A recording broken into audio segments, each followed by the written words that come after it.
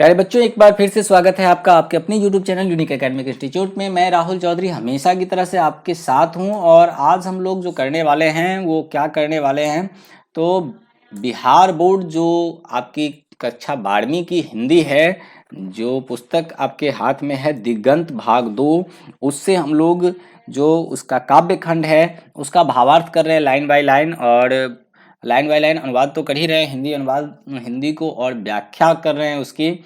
और आज हम लोग जो व्याख्या करने वाले हैं वो कवित का भावार्थ करने वाले हैं, कवित शीर्षक का भावार्थ करने वाले हैं जो भूषण जी के द्वारा रचित है। कवि भूषण की यह रचना है, उसका हम लोग भावार्थ अभी करेंगे। लेकिन अगर आपने अब तक इस चैनल को सब्सक्राइब नहीं किया है तो इसको सब्सक्राइब कर ले, क्योंकि यहाँ आपको कक्षा 12वीं से जुड़े हुए सभी वीडियोस मिलने वाले हिंदी और इंग्लिश से संबंधित। और जल्दी आपकी परीक्षा होने वाली है और जब हम भावार्थ करते हैं तो उसमें ऑब्जेक्टिव टाइप क्वेश्चन भी सॉल्व करा देने का हर संभव प्रयास करते हैं। तो आज हम लोग कवित का भावार्थ करने वाले हैं और देखते हैं कि कवित का भावार्थ हम लोग करते हैं तो कैसा आप तक पहुंचता है। इसलिए अगले कुछ मिनट तक आप हमारे साथ बने रहेंगे और हम लोग भावार्थ करेंगे। जैसा कि हम लोग हमेशा करते हैं, किसी भी रचना का भावार्थ करने से पहले यह तय करते हैं कि उसके जो रचनाकार हैं, उसके जो कवि हैं वो कौन है, उनका परिचय क्या है और जो उनकी ख्यातियाँ क्या क्या हैं, उनकी उपलब्धियाँ क्या क्या हैं। तो पहले हम भूषण जी की बात करेंगे। तो भूषण जी का जन्म 1613 ईस्वी में हुआ था और यह प्रमाणित है। अब आपको अनुमानित चीज़ों से बाहर निकाल करके लाया हूँ। 1613 ईस्वी में भूषण जी का जन्म हुआ था। और अगर इनकी मृत्यु, इनके निधन की बात करें तो ये 1705 ईस्वी में पंचतत्व में विलीन हो गए थे, यानी 1705 में ये पंचतत्व में विलीन हो गए थे। अगर हम और इनकी बात करें तो इनका जन्म तिकवापुर में हुआ था, जो कानपुर उत्तर प्रदेश में पड़ता है। इनके पिता का नाम रत्नाकर त्रिपाठी था और ये कानकुंज ब्राह्मण परिवार में जन्म लिए थे। अगर हम देखें कि ये किस काल के कवि थे, जैसा कि हम लोग ऑब्जेक्टिव में ये बहुत ही महत्वपूर्ण होने वाली चीज़ें होती है, तो ये किस काल के अगर कवि थे ऐसी बात करें तो रीति काल के कवि थे। और रीति काल के जो 3 प्रमुख कवि हुए उसमें एक नाम इनका भी था। इनके अतिरिक्त कवि बिहारी और कवि केशव का नाम आता है। अगर इनके वास्तविक नाम की बात करें तो इनका वास्तविक नाम घनश्याम था और भूषण जो है यह इनको उपाधि दी गई थी। और यह उपाधि इनको दिया किसने था, तो यह उपाधि उनको राजा रुद्र शाह के पुत्र हृदय राम ने दी थी। राजा रुद्र शाह के पुत्र हृदय राम के द्वारा इनको ये उपाधि दी गई थी भूषण की। भूषण का मतलब आप समझते हैं, गौरव होता है। तो ये वास्तव में भूषण थे, हिंदी साहित्य के रीतिकाल के कवियों के भूषण थे। कवि भूषण की बात हम लोग कर रहे हैं। और अगर हम देखें तो इनकी प्रमुख रचनाओं की अगर बात करें तो शिवराज भूषण, शिवा, वाबनी, छत्रसाल दशक, भूषण उल्लास, भूषण हजारा, दुष्णोलाशा, ये इनकी प्रमुख रचनाएं हैं। दुष्णोलाशा इनकी प्रमुख रचनाएं हैं। अगर हम और ज़्यादा बात करें तो जहाँ रीति काल में ज़्यादातर कवि जो हैं वो इस परंपरा के पोषक रहे हैं कि वो श्रृंगार रस में रचनाएं करते रहे हैं, वहीं पे भूषण वीर रस की रचना करने में मग्न रहे हैं। इन्होंने कई राजाओं का आश्रय लिया, लेकिन अगर इनके पसंदीदा नरेश की बात अगर करें तो शिवाजी और बुंदेला इनके पसंदीदा नरेश रहे हैं। अगर हम और इनकी बात करें जो ऑब्जेक्टिव में हमारे काम आ सकता है, इनके पसंदीदा नरेश शिवाजी और बुंदेला रहे हैं। अगर हम और इनकी बात करें तो कुछ चीज़ें हमको बहुत ही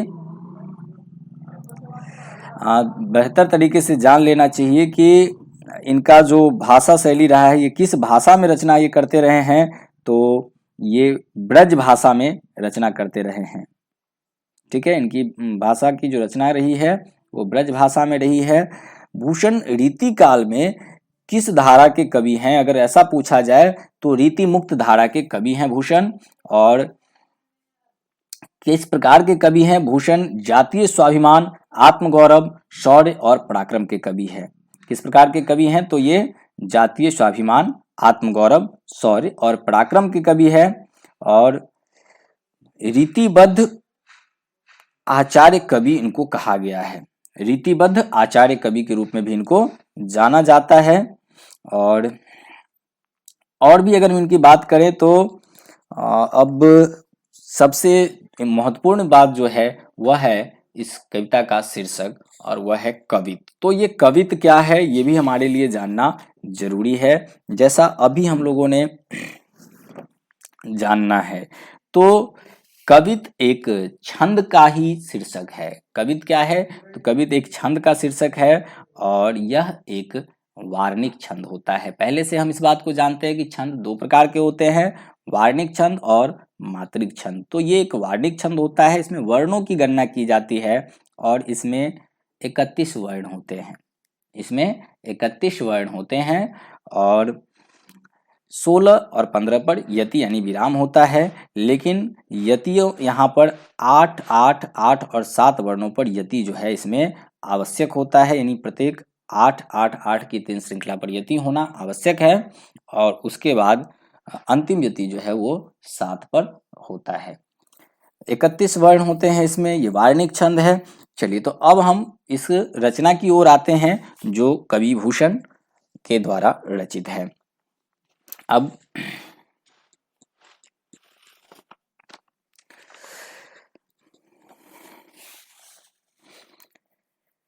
कवि कहते हैं, इंद्र जिमी जंभ पर बारव ज्यों अम्ब पर, रावण संदभ पर रघुकुल राज है, पौन बारी वाह पर शंभु रतिनाह पर, ज्यों सहस्त्र बाहु पर शेर द्विभराज है, दावा दुम दंड पर चिता मृग झुंड पर, भूषण वितुंड पर जैसे मृगराज है, तेज अंश पर कान्हा जिमिकंस पर, ज्यों मलेच्छ वंश पर शिव शिवराज है।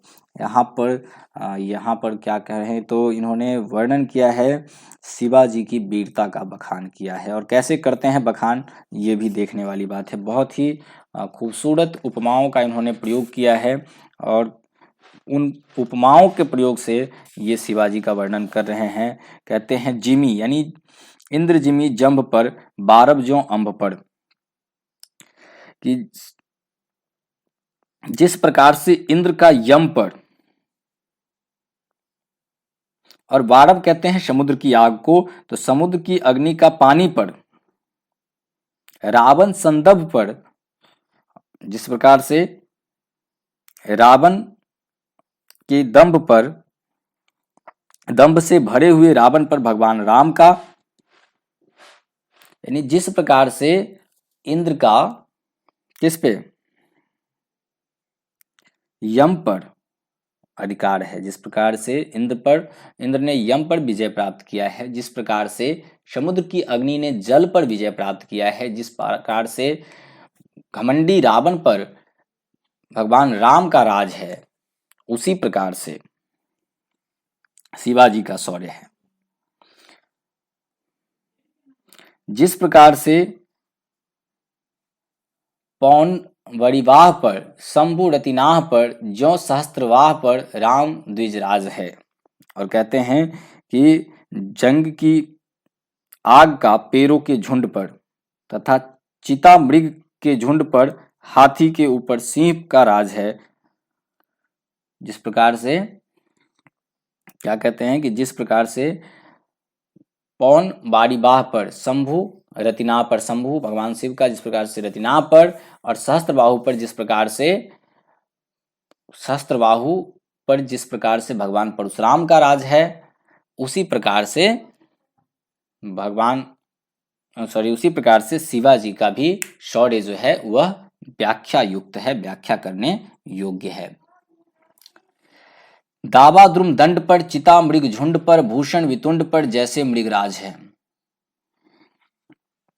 जिस प्रकार से जंग की आग का पेड़ों के झुंड पर, चिता के मृग के झुंडों पर तथा हाथी के सिंह के ऊपर सिंह का राज है, हाथी के ऊपर सिंह का राज है, उसी प्रकार छत्रपति शिवाजी, उसी प्रकार तेजतम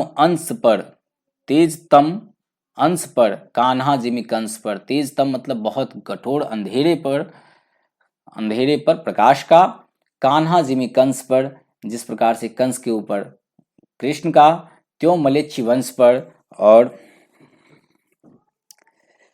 मलेच्छ वंश पर शेर शिवराज है, मलेच्छों के वंश पर ये शिवाजी जो है उसी प्रकार से शौर्यवान है, उसी प्रकार से दिखाई देते हैं। कहते हैं कि मलेच्छों के वंश पर शिवाजी का उसी प्रकार से राज है। अब यहाँ पे इन्होंने बहुत सुंदर सुंदर उपमाओं का प्रयोग किया है।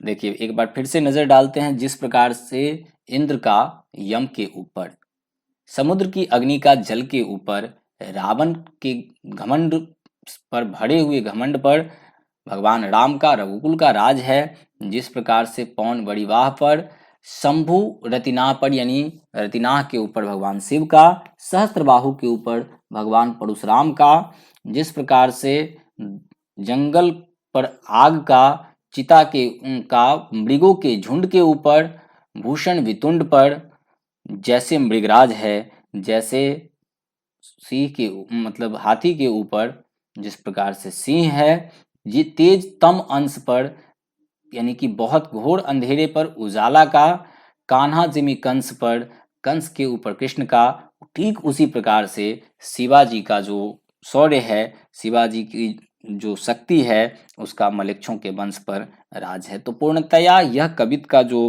पहला छंद हम पढ़ रहे हैं, कवित का पहला छंद पूर्णतया समर्पित है। किसके ऊपर समर्पित है? तो यह छत्रपति शिवाजी के ऊपर समर्पित है। शिवाजी का वर्णन इस छंद में इन्होंने, कवित में इन्होंने खुलकर उनकी प्रशंसा की है, उनका वर्णन किया है। अब दूसरे छंद की तरफ इसमें हम आते हैं।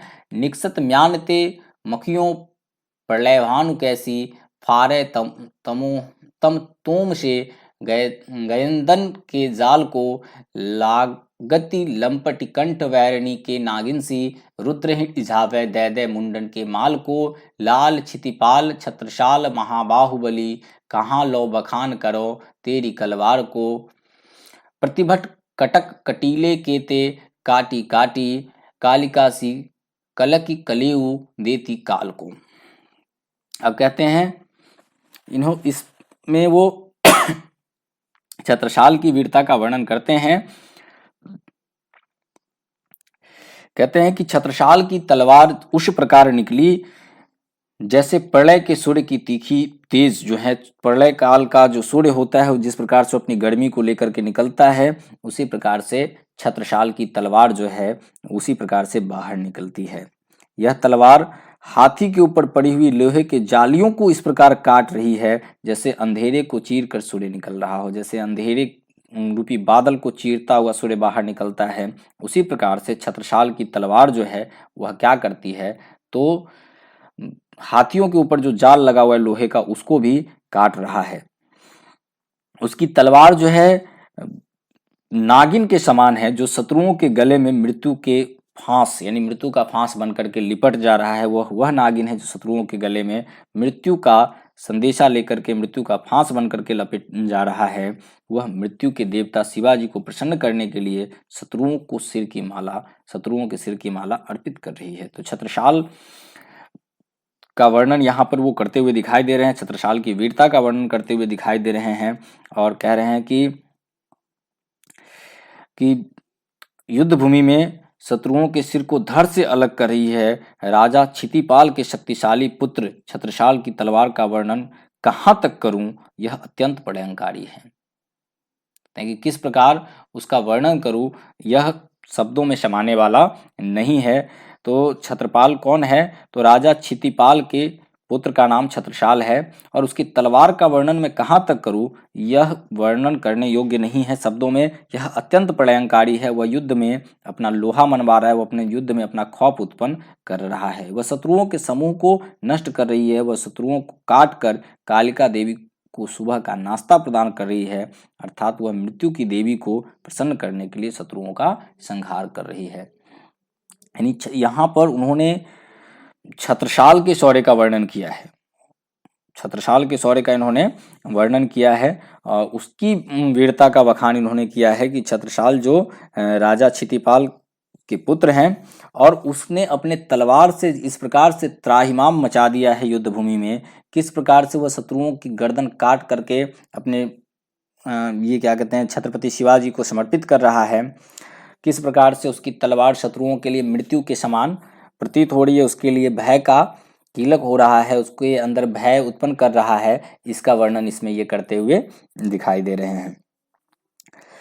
अब दोनों ही छंद जो हमने कवित के जो दोनों छंद पढ़े, पहले छंद में उन्होंने छत्रपति महाराज शिवाजी जी के शौर्य का वर्णन किया है, दूसरे में उन्होंने छत्रसाल का वर्णन किया है।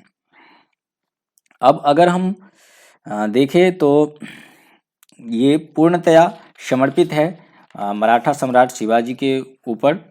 और हमने पहले भी आपको कहा था कि इनके पसंदीदा नरेश में एक शिवाजी रहे हैं और एक बुंदेला रहे हैं। तो यह शिवा बावनी का एक अंश है। शिवा बावनी में इस कवित को शिवा बावनी से लिया गया है। अगर हम इसको जान ले तो ये भी जरूरी है, हो सकता है पूछा जाए कि भूषण द्वारा रचित कवित किस रचना से लिया गया है। तो शिवा बावनी का यह एक अंश है, जिसमें ये पहले छंद में तो शिवाजी की वीरता का वर्णन करते हैं और दूसरे छंद में जो है वो उसके छत्रसाल का वर्णन करते हैं। तो इस शीर्षक के दो नायक हैं, एक शिवाजी और दूसरा छत्रसाल है। अब हम आशा करते हैं बच्चों कि आप इस रचना को समझ पाए होंगे। तो यहाँ दो तो नायक हैं, एक तो छत्रपति शिवाजी स्वयं जो पहले छंद के नायक है और दूसरे छंद के नायक है छत्रसाल। लेकिन उसमें एक चीज़ जो छुपा हुआ है वो ये छुपा हुआ है कि इसमें उसके तलवार का वर्णन, उसके तलवार के तेज का वर्णन बड़ी खूबसूरती से कवि यहाँ पे करते हैं। तो उसका तलवार कैसा रौद्र रूपधारी है, इस बात को वो यहाँ पर बताने में कहीं भी हिचकिचाहट उनको नहीं हो रही है। किस प्रकार का बता रहे हैं वो छत्रपाल की तलवार को, तो जो प्रलयंकारी, जब विनाश का समय आता है, जब कहते हैं कि जब प्रलय की घड़ी आती है, उस समय सूर्य की किरणें इतनी तेज हो जाती हैं कि वो लोगों को जला देती है। उसी प्रकार का तेज अभी दिखाई दे रहा है छत्रसाल की तलवार में। वह क्षण भर में शत्रुओं को समाप्त कर देने योग्य है। तो आशा करता हूँ बच्चों कि आपको यह कविता समझ में आ गई होगी। हम मिलेंगे फिर एक नए वीडियो के साथ, तब तक के लिए गुड बाय।